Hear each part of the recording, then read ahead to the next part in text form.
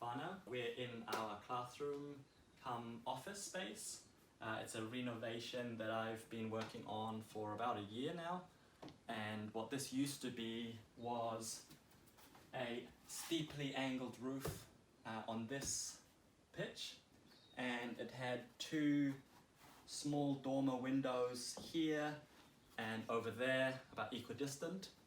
And this was all sectioned off into multiple bedrooms. So when we decided to have a larger teaching space, when our courses after country calendar and COVID lockdown became very popular, we felt we needed a space that we could host upwards of 20 people in our classes. And so this became the choice. So what I did first of all was lift these rafters up to this angle. So we created a 5-degree pitch as opposed to something like a 30 or 40 degree.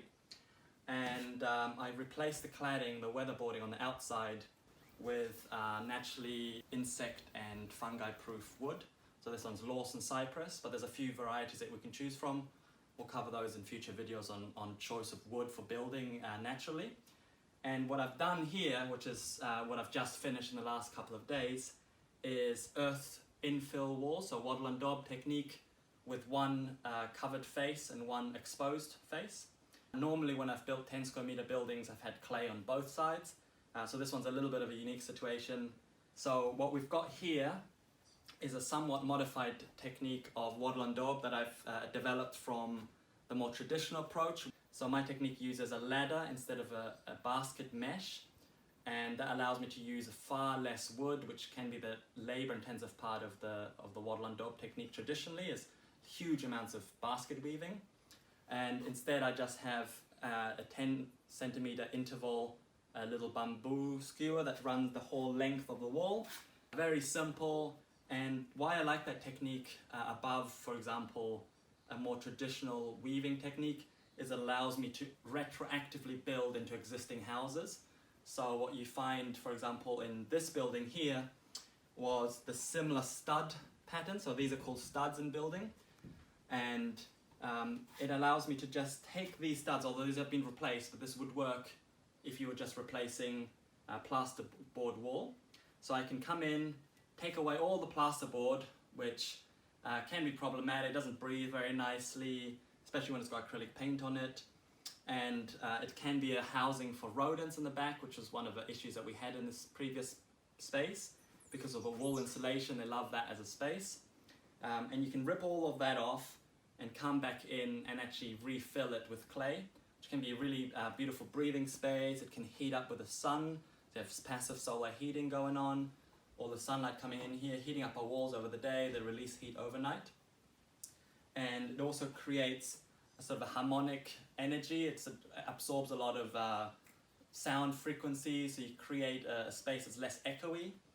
And here we've got 3 coats, which is kind of quite a normal process. So my first coat is just straw and clay. So our local clay is incredibly cracky. Some people add sand to it, but I prefer to use it straight. It just makes the mixing a lot simpler.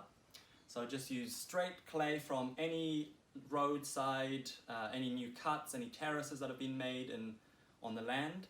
And then straw from usually some place that has it as a byproduct from making oats or wheat or barley. And I mix that up in a very simple tarpaulin, which I flip, and I'll have videos of that in the future as well, with more detail for anybody who's interested in that.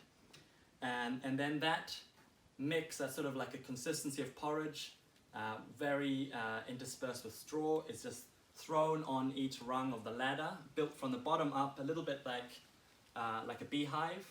From the bottom up, little sort of sausages going on, working all the way up to the top, working right into the corners, and that's the first coat. That usually takes a while to dry, and when it dries, it creates a lot of fissures in it. And I was just talking to someone recently about the insulation values of these walls, and his first coat, he actually used a lot of sand, because he didn't want that cracking. And in discussion we realized that actually the benefit of it cracking is you're actually creating more insulation value as well. You have all these cracks that you're never going to fill with your second coat that remain little pockets of air inside your wall. So that's actually a benefit even though some people think it's a bit shocking. So it shrinks, the first coat, and in the second coat you start introducing some non-shrinking elements and shorter fibers that can work in better. So the first coat gets filled over all those bumps, all the shrinkage that you get off the edges. It comes in a little bit, you have big gaps. You come in with a second coat, it's much softer. You don't work it on a tarpaulin, you work it in buckets with a paint mixer, and you wash it on basically with a trowel, get it all into those cracks. And this second coat is still straw, still clay, but you're throwing in a bunch of sand and cow dung.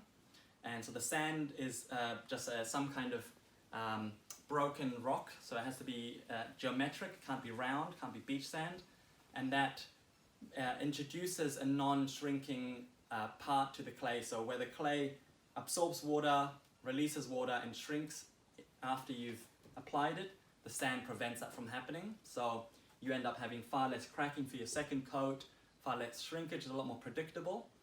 And your second coat is still somewhat sacrificial. It's really only leveling out that rough work that you did with the first coat, taking out all the bumps, all the low points. You can even carve away a bit of the first coat if you went too high. For example, I like quite flat panels on my walls. Some people like undulating walls, that's different preferences. I like flat panels. Makes it easier later on for adding furniture and hanging paintings and so on. So the final coat is actually quite different to the previous two. In this case, I'm finishing on a plaster. In my tiny houses, I generally like to have white walls because it creates a sense of space. If you have a 10 square meter building, which is the building exemption in